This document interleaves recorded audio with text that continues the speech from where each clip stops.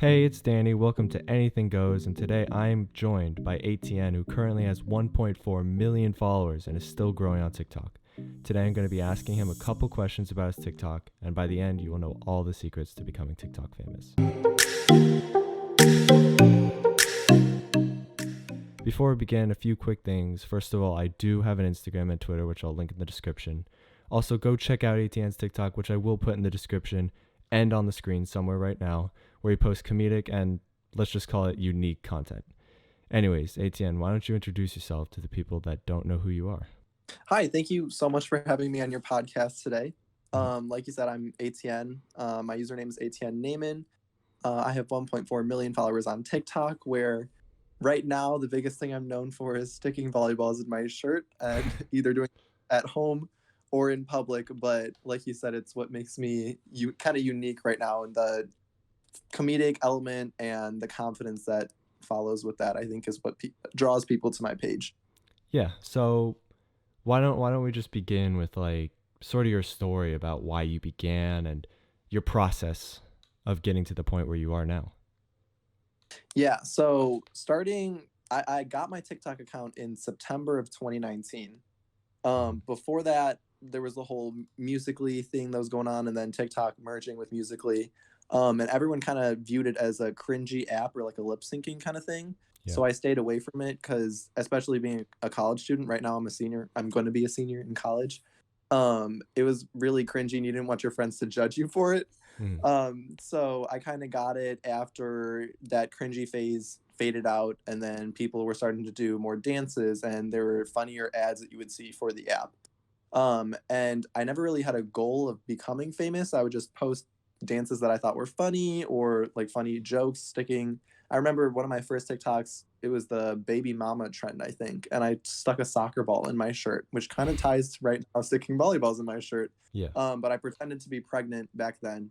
And then one of my dances, or not dances, it was actually just a random post. My professor brought his son to one of the I-Core classes, a business, like a lecture class. Mhm. Um, and that video got a couple million views and went viral. So going forward from that, I was like, okay, what can I do now? Because once you go viral once, you want to do it again. Yeah. So I started doing dances in my college class, and that's what I was really known for. I went on Omegle the other day, or Omegle, I don't know how you pronounce it, Yeah. but the people outside of America seem to know me from doing dances in college class, which was really two semesters ago.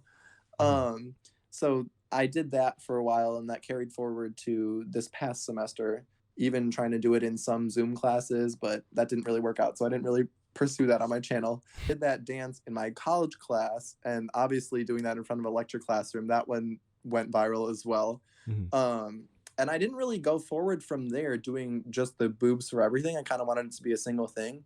And then after the dancing in classes became saturated, everyone else started dancing in their classes too. The boobs was kind of a that, and the wig was like my separator from Mhm. everyone else. So I started doing that in different public places where people don't really have the confidence to do it. So Yeah. then it separated me from everyone else, and that's why people started following me. Hmm. And I think everyone has to know, how do you possibly have the confidence to do that? Like what gives you the confidence? Honestly, I don't know. I think it's that I just found out that I have a lack of caring about what other people think of me. Yeah. Because if they're judging you, then it's a problem with them, not you. So nothing that I do is illegal, or like I ask for permission before I dance in a class, Mhm. or do something in public. So it's not like I'm doing something that's wrong or that hurts anyone else in that area. So they really have nothing to judge me for. And ultimately, I'm making other people's day better by having them laugh at my videos or saying, "Oh my God, this kid really just did that." Yeah. Um, so just kind of thinking about other people that I'm gonna benefit from my videos, that helps me to think, okay, it doesn't really matter what you're doing as long as there's a good outcome from it. Yeah, it's a great point. I just think it's that like many people who start off on TikTok don't even want their friends seeing their TikToks, even if they're not that embarrassing.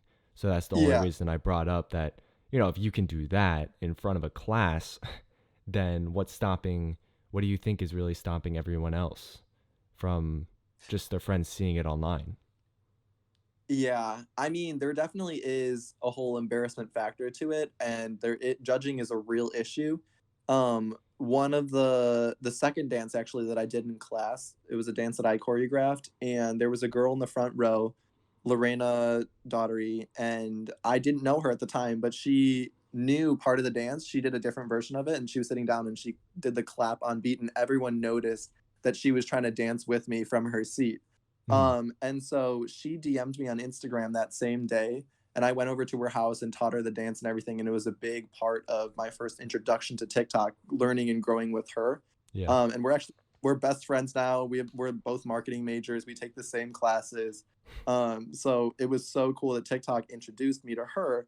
But obviously, teaching her that dance, I wanted her to do the dance with me in class. Yeah. But just because she sits in the front row, she can hear the different people talking about me when I'm doing my dances.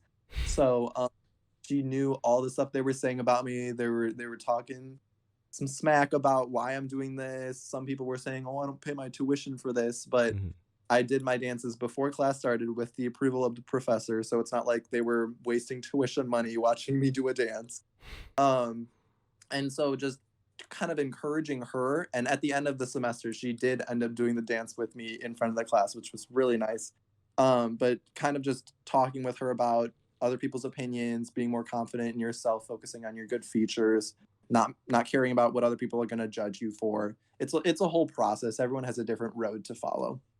Yeah, and it almost seems like, you are the one person to talk about confidence because if you can do that, it should show everyone that, they can do what they want. Yeah, no, I definitely agree with that. So I made my first YouTube video in January of this year. Mhm. And it actually is very similar to this. It was like 10 tips on how to get TikTok famous or something, just like what I thought was helpful. Yeah. And I told people because there were a bunch of comments saying, "How are you so confident?" that I would make another YouTube video on confidence. And that was supposed to be my second video, which I haven't made yet. Mhm. Because I just don't know how to phrase it and like make it in a way that people would want to watch but also helpful, because it's so different per each person. So I'm still trying to figure that out. I ordered a camera, so hopefully I'll be filming that soon and it'll be up on my YouTube. You were talking earlier about how, you sort of meet people from TikTok, right? That you made your best friend on TikTok or Yep. because of TikTok. Yeah. Do you have you met other TikTokers or have you done other collabs and met other people? I've definitely met a lot of other people indirectly through TikTok. That the one relation my relationship with Relena, wow, okay, Lorena, the fact that we're best friends now, I never would have seen through TikTok. But that really happened organically. The Mhm. other ones are just like someone from, let's say, someone from IU reaches out and they say, "Hey, oh my God, I saw that you're TikTok famous. We should hang out," or something like that. Hmm. And just reaching out from someone that I don't know like that, especially having three jobs in college, I don't really have a lot of time to like hang out with everyone as much as Yeah. I would like to. But other creators like there was a whole back in the day it was called like the Midwest Hype House because everyone was making their own hype house. Yeah. And just in the Midwest, there were a bunch of creators that started a group chat, and we added some people, and you just met people through there and kind of were virtual friends as well. And right now I'm in the Unverified House, which is a bunch of creators that have big followings. Um, Julia, the kind of funny person, Hmm.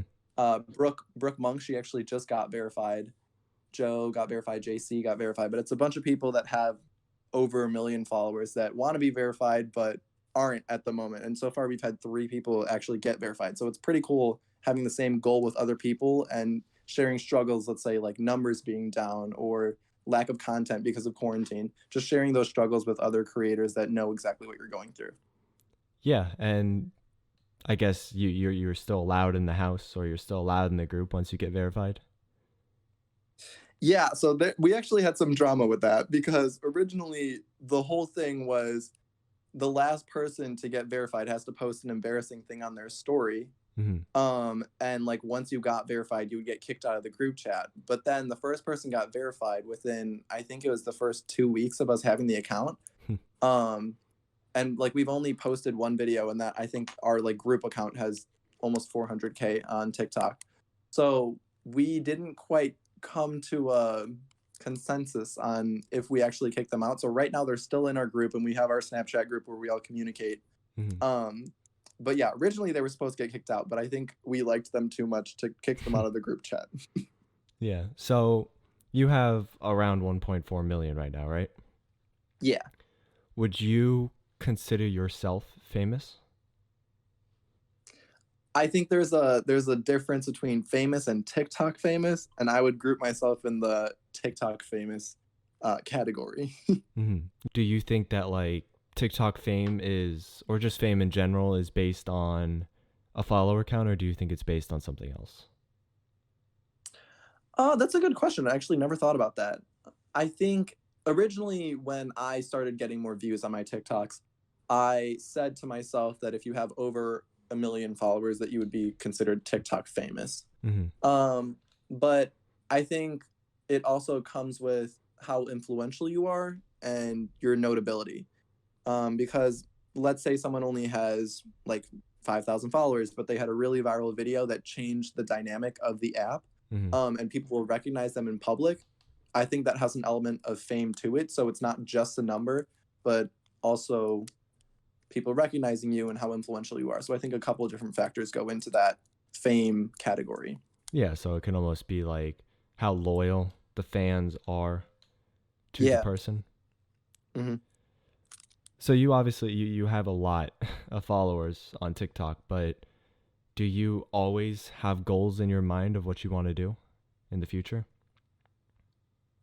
Actually, I'm in kind of a gray area right now because with quarantine happening, I can't really do my stuff in public. So my account has already experienced a change there because that was my main thing, doing stuff in public. And now it's become more jokes or creative stuff, and trying to stay relevant amongst all the other great creators on the app, especially with more people downloading the app and like new transitions coming out and that kind of stuff. Yeah. It's been really difficult to keep up to my standard of videos. Creativity wise, looking at the same walls in my house has been Mm. difficult trying to come up with new ideas. And I can definitely see why the app, in my opinion, right now, TikTok has hit a little bit of a barrier as far as creativity goes. Um, yeah, I don't know. That's a difficult question. Yeah, it is because many people would think that because of quarantine, the app would go up, if anything, because it's technology and that's all people have right now. But Hmm. there are some creators like you that are just your fan base is built around doing stuff in public. So that's why I was wondering, what do you really like? Does this have you changed your mindset? Like, have you tried to think of other sort of ways for people to know you as that you can do online, if that makes sense? Yeah, so that makes sense. One conversation I had with a friend recently was once you kind of have a brand on TikTok, changing that is so hard. Unless you're like Charlie, where Mm-hmm. you can really do anything. Like their account in this case was mainly jokes, but they really liked a certain dance, Mm-hmm. and they posted on their Snapchat story that doing that dance, and they said, "Too bad this would never get likes on my channel," Yeah. because you really can't. Once you have that brand, it's hard to post something else because your followers will like what they see, and you already have a group of followers that want to see something specific on your channel. So if I don't post, um, let's say a TikTok with volleyballs in my shirt, a lot of the comments will be "Where's Anime Girl?" Because I've done a bunch of a series where I ran across a street or like played tennis with them in my shirt.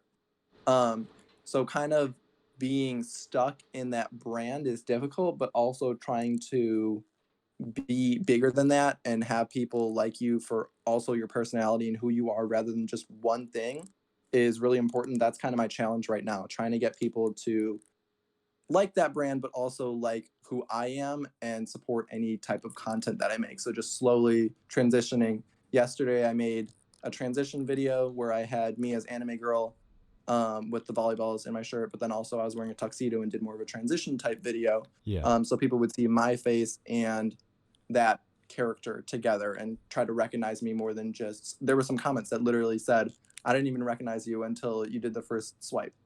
So trying to get away from that one single brand, I think, is my current challenge. Yeah, and that video did pretty well too, right?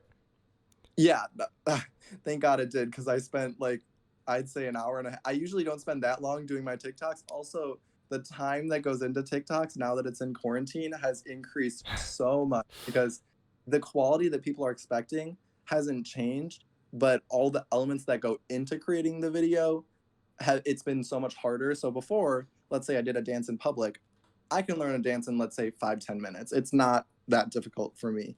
And then doing the dance in public, a lot of people, they might say they get scared and then they'll forget the dance, but that doesn't really matter to me. Yeah. So I literally just learn the dance, go do the dance, and shoot it. So that took at most half an hour. Huh. But sometimes planning the outfit took more time than actually learning the dance and all that stuff, deciding on the venue where I was going to do it, what time. But now, yesterday's video, I had to do each outfit change video, it make sure the camera was in the same spot and edit that to try to make the transitions clean, Mm-hmm. and thinking about exactly what I was going to be wording and everything. It was just a lot more difficult. So it took like an hour and a half to actually make that video. So if it didn't do well, that would be really disappointing, because spending that Yeah. much time into something, and obviously the algorithm decides whether or not your videos do well. You just have to hope for the best. Yeah, and that brings up a great point of like how thankful you were that that video went viral because you spent so much time. What would you, if that video didn't get a lot of views, let's say, what would sort of be going on in your mind? Because I'm sure there are a lot of people who spend hours on hours on TikTok but don't really get anywhere. Yeah, no, it's definitely difficult right now. A lot of people are talking about how it's quarantine, so like you said, technology use is higher. Mm. I think more people downloaded TikTok, but they also changed what we like, some of the bigger creators think that they changed the algorithm. They're always changing it, but this time they tried to promote smaller accounts. So on the For You page, instead of all the videos having over 100K likes, they promote videos with, let's say, like less than 50K likes. Mm. And so you'll see those smaller creators on your For You page, but the bigger creators really take a hit, because instead of promoting videos that would have been promoted, they're doing these smaller accounts, which people don't really want to see. I remember one day where I watched all of Outer Banks on Netflix instead of going on TikTok, because I just Mm. didn't like any of the content that was showing up on my For You page. Which I don't know how the traffic's doing on TikTok, but just knowing that I didn't want to go on TikTok for an entire day, and Yeah. I'm a creator and I'm low key addicted to it, Mm-hmm. says something in my mind. But I know there's definitely people that put in a lot of effort. It sort of seems like you need that hunger to do well on TikTok. Not easy, but Mm, it almost seems that TikTok is a great way to grow your social media platform because of the algorithm and because they advertise small channels that you don't really get that on YouTube or Instagram or any other social media.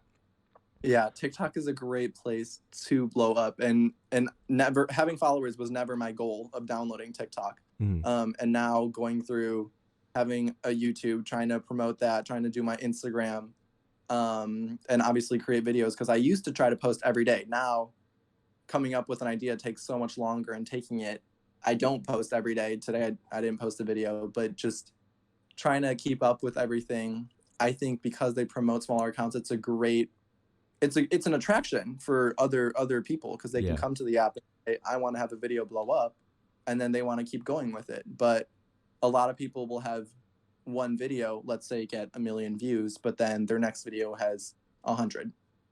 And so trying to keep the engagement up and keep followers coming in, wanting to see your videos, that's where the real challenge lies. A lot of areas that can be improved. For example, taking down videos. I mean, don't get me started on Tony Lopez and how he literally grabbed his junk on camera, and that's fine. Mm-hmm. But then girls can post a video in a crop top, and that gets taken down when they're doing a individual, like a unique dance that they choreographed themselves. Yeah. So there's a lot of areas that can be improved. Communication with TikTok itself is poor. Like in January, I got banned from going live on TikTok. I was doing a dance fully clothed in my live stream, and they ended my live stream and said, you've been banned from going live permanently. Hmm. So that's a function that I can't do. And that's one of the ways that people make money on TikTok from going live because of those donations, which, by the way, TikTok takes 70% of. So if someone donated like $60, you would only get like 17 of it. That could be very bad for TikTok because I'm sure there are other apps, or like YouTube apparently is coming up with an idea to do like YouTube shorts or something. And that could be really bad if TikTok continues to not really have the best support, because a lot of people could move to those other things. Did you ever really think about making a living off of social media? Has that idea ever popped into your mind? Yes, that definitely has come into my mind. Another gray area for me, because I'm a marketing major at the Kelly School of Business and I'm minoring in Chinese. Yeah. So there obviously is the pursuance of higher education. I don't even know if pursuance is a word, but we'll say that. Mm-hmm. And so I'm going for that. And Kelly is a great school, so obviously I'm hoping to get a job in the future from that. But then this whole social media thing popping up, getting brand deals and different opportunities that have opened up because of social media, I definitely have considered that. But education is number one. I mean, there was the whole, what's it called, playlist, like Mm-hmm. the VidCon for TikTok. One of the companies that I worked with, they had a house at Playlist. They worked with TikTok and they invited me. But midterms was on Monday for me of like the next week. And so I think Playlist was Thursday through Sunday or something like that. Mm-hmm. And because I had midterms starting Monday of that week, I decided not to go to Playlist. Which the whole weekend I was watching all the videos on TikTok of everyone there. And it's like, oh, this is so sad. I could have gone, met a bunch of people, had fun. But education is still number one for me. So social media is second to my studies. Well, when would you say you started seeing sponsorships coming in?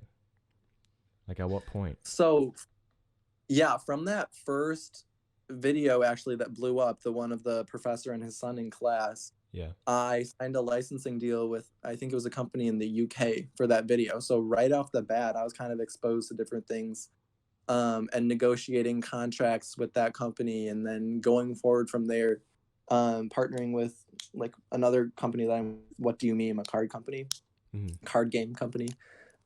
Just doing videos for them and doing audio promotions for Flight House or other companies that I've signed with. Um, it's been a learning experience, because starting off, obviously, I didn't know what to charge. I was like, oh my Yeah. God, $25. Yeah, here we go. I got this one for you guys. Mm-hmm. But then moving forward from that, and then actually saying, okay, now I met these other creators who have a bigger following than me. They have the same following as me. How much do they charge? They have experience with other creators, and just collaborating with everyone else and kind of getting more experience has been a really cool experience for me, because now it's more, instead of just letting companies take advantage, not, I don't want to say take advantage of you, but They sort of are. like, yeah, take advantage of you, Yeah, pretty yeah, much. yeah. They're saying this kid doesn't know what's up. I'm going to take 60% of his profit. And I guess you had to jump right into it, right? You had to jump right into that game. Like, did you have sort of worries about it, or did you saw it and you ran with it immediately when you saw your first sponsorship? No, definitely I had worries, because contracts, obviously there's fine print and there's many pages of terms and agreements that you have to read to make sure you're not signing your life away. And the bigger that I get, the more I have to make sure I read the whole contract and make sure there's nothing happening. One of the videos that, what was it, Barstool reached out about, they wanted to repost on their Instagram and they wanted me to send it in and sign a specific thing. But basically, the thing that they sent me said they could take any video from my channel and they had rights to. So making sure I read each contract and they're not screwing me is something that's important, because they might say, oh yeah, it's just for this video, but then the rest of your channel is technically theirs. So trying to pay attention to the fine print has been something that has been important to me, especially. Would you well, let's go over the probably the reason everyone is here and that I would sort of consider you to be TikTok famous, like you would consider yourself. How would you answer the question, how do you get famous? Okay, so I think obviously there's an element of luck to it. There's been a lot of issues with TikTok promoting just normal like white people rather than I there was articles back in the day where it said TikTok discriminates against people of color, like the LGBTQ plus community. Mm. Um, so there's that, which obviously TikTok denies luck to it. I believe that. And then obviously if you try your hardest, like obviously everyone's not gonna have a nice camera, but my before I was filming my TikToks in class on an iPhone 5, and I had comments that people literally said, "Did you film this on a Lego?" Like it, and like looking back on it, it looks bad. Like I would not maybe if it wasn't like a video of me doing stuff in front of a lecture class, I probably wouldn't have watched it because it was just so grainy and the quality was miserable. Mhm. So I bought a new phone because I needed to give better quality to my followers. Using trending sounds, I think analyzing the trends that are going on TikTok and trying to bring something different to the trend, that's the biggest thing, being unique on the app. Um, every there's all the different niches on TikTok. There's the transitioners, there's the dancers, the comedians, but it's really the people that you follow is someone that brings something different that you can say, okay, this person does this really well, or they're known for this, Mhm. and that's what's going to bring people to your channel. So I think starting out from the beginning, just trying different things that you like to do that's a good starting place, and then seeing what videos do better, what videos are attracting the views, and then trying to play off something that you like. One thing I would not recommend is doing something that you're not a fan of just for views. So let's say you don't like, I don't know, making fun of your sister, for example, Mhm. and that's the video that gets the views. That's not really the brand that you want to keep, unless it is for you and Yeah. your sister's fine, of course. But trying to do something to get followers that you're not fond of, you might get followers at the beginning, but people are gonna see right through that in the end. So once you get those followers, you're gonna run out of content, or people are gonna see right through you and say, "Oh my God, this person's doing this," but like, why? What's special for them? Why are they doing it? Mhm. So making sure it's important to you as well is important in the long run. No evidence because no one really knows the algorithm of TikTok. Yeah, and it seems like what you were saying before with how if you sort of changed your brand, that everyone follows you for the videos that you post now. So I guess when you're starting, you should pick what you want, like you were saying, because in the long run, if you don't like it, but you know it gets you views, you really can't switch it, is what you're saying. No, I've noticed a lot of creators. You kind of want to have your brand from the beginning. Obviously, if you don't have a lot of followers, you can try to pick your followers are going to grow from a certain stance. But then once you have your established, let's say, market, Mm-hmm. it's a lot harder to change. So one of my friends, I didn't even know this. I thought she was a comedy account, but she used to be a transitioner. Mm-hmm. And then I guess her jokes started doing better than her transition videos, even though she liked those better. So she did that for a while. Hmm. And then when she got to, I think right now she has 855,000. Yeah. But her followers started, and a lot of people in quarantine, bigger creators, I've heard from them that there's obviously some people that are still doing fine, but a lot of people are losing followers at the moment, which is interesting to me because it's so hard to stay afloat when you're doing things that are out of your comfort zone. Having that brand, you're tied to your brand Hmm.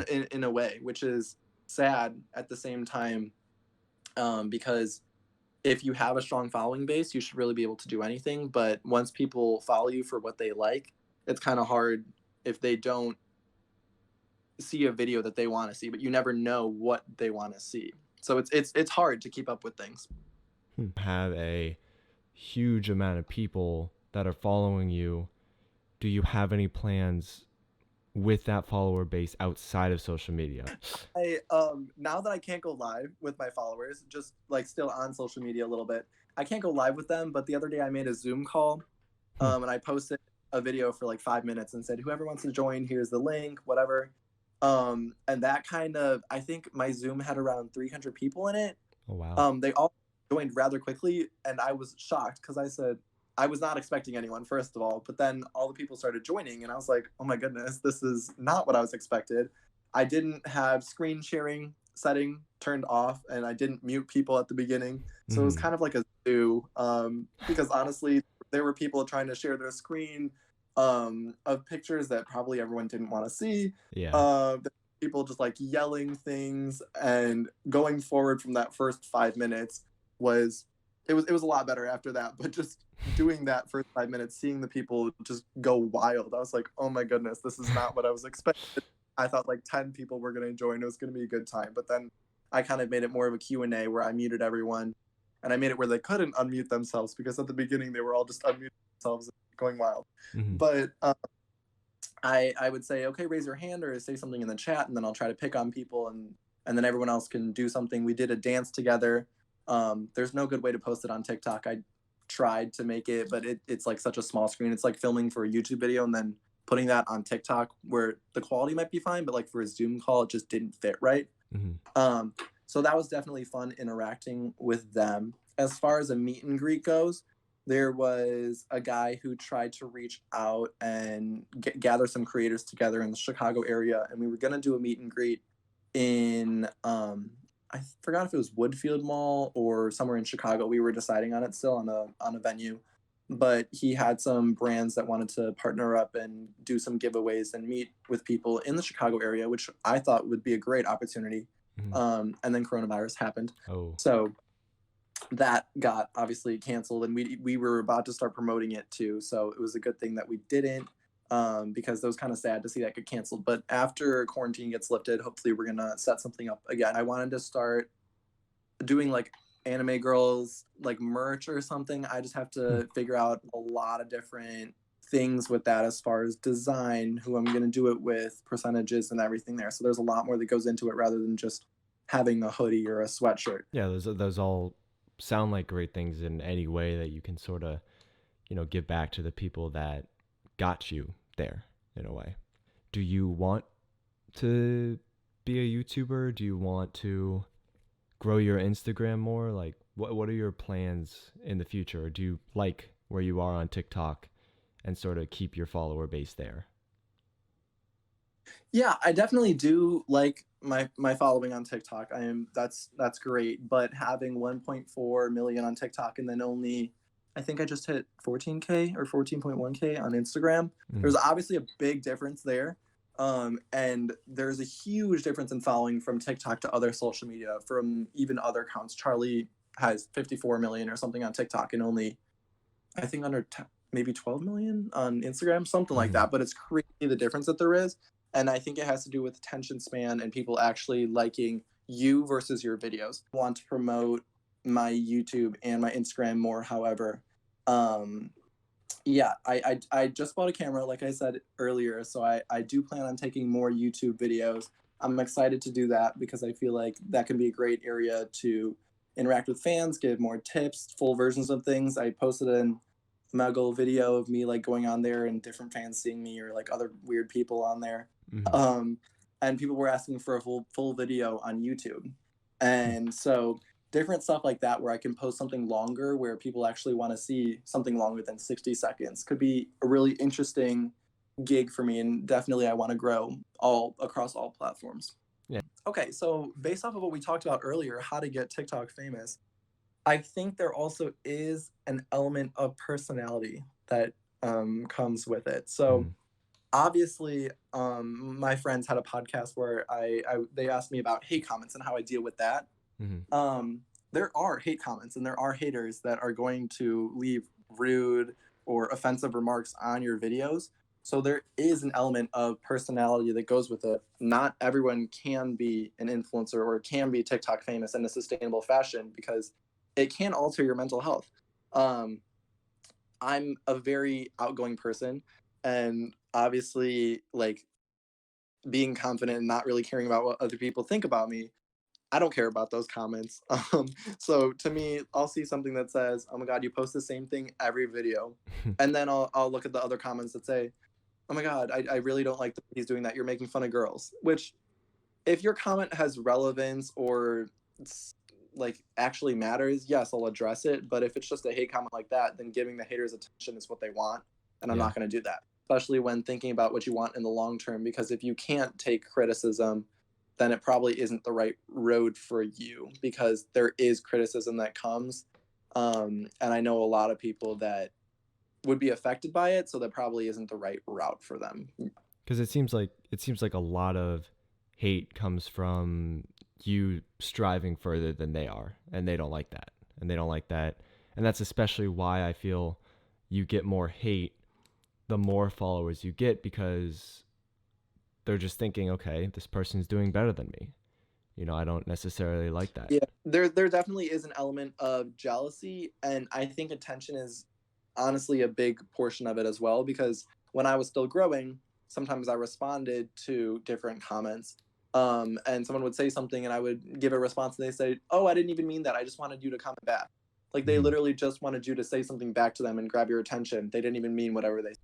So Hmm. a lot of it, and there is a younger population on TikTok, so half of them aren't very mature. Yeah. So those comments really don't have any meaning behind them. Sometimes they do. Obviously, I've gotten hate DMs as well. So it expands outside of just TikTok across all platforms. Someone will say, "Oh my god, I don't like your voice." Like, great, deal with it. There's nothing you can do about that. Yeah. Um, but they don't have to watch your videos. There's nothing making them do it. Them commenting actually boosts your video, so it's not hurting you. So unless someone's comment actually has a specific meaning, I don't really address it. Some people can say, "Oh my God, they're so wrong," but then trying to think about what other people are going through or where they're coming from is also important, because seeing the different views, and obviously there's different demographics of your audience, trying to look through all demographics and see where potential problems could arise, um, is also an element when you're creating videos, because you don't want to get canceled, because cancel culture is real.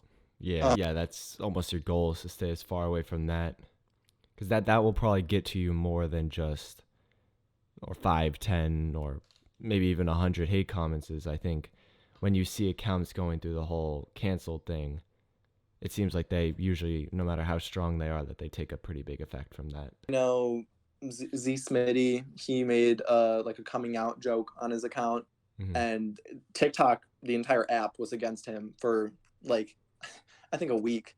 And Yeah. then just there's also, I've noticed a trend of where people are hating on just like an individual. One day I woke up and I don't even know who Debbie Ryan is, but now I know she does a specific facial expression and like Yeah. the Yeah. hip drop second. And I woke up, and for the next like 4 days, everyone was like, "Oh my god, Debbie Ryan, like this face or like how she walks." And I don't even know where it comes from, but it's just trends like that come on. And I saw some videos where whoever it is was like DMing people to take their videos off the app, and just seeing how it affects people. I think it's terrible that people actually like, if someone can take a joke, then that's fine. Like if someone wanted to make jokes about me, fine, I can take it. But like if someone expresses their concern for the app, or they don't want those specific videos on there, then I don't think those trends shouldn't be a thing. Just like making fun of a certain individual, I think it's terrible. The problem is that the creator themselves can never tell whether it's Exactly. a joke or not. And those 10% that aren't joking, you can't really decipher the difference between the two. And I guess your mind just goes immediately to the darkest thought in that case. Yep. I mean, it's definitely interesting. I mean, seeing some people being liked by the app when the whole Charlie's like scandalous pictures thing happened, Hmm. and then people were, oh no, actually even bigger, when she was doing the whole charge for the meet and greet, and it was like a donation thing, and the app was turning against her, and then at that time, oh, this is interesting, Alex French, that Hmm. was when she had her moment of fame, and everyone's saying, "Oh, Alex French is the new hype. Oh, Cancel yeah. Charlie." And then now I see videos of Alex sometimes on my For You page, but now Charlie's doing fine again. Mhm. But just seeing how quickly an app can turn against someone when she was charging for a meet and greet when it was going to some charity is people just want to jump to conclusions without knowing facts. Hmm. And that's dangerous. If you don't give into it, which I don't know exactly if Charlie did give into it, but it almost seems that after time, the people that are charged or are doing the whole, Alexis French is the new hype thing, that they're gonna Mhm. they're gonna get bored of it. They're gonna get tired of it. They're gonna get tired of hating on the same person because it's not as interesting when you do it for a long time. So I think that's what Right. Charlie did right, is that she just waited it out, and now look at where she is now. So do you have any other thoughts? Anything else? I think that's it. That was honestly an interesting, I'd say an interesting conversation about like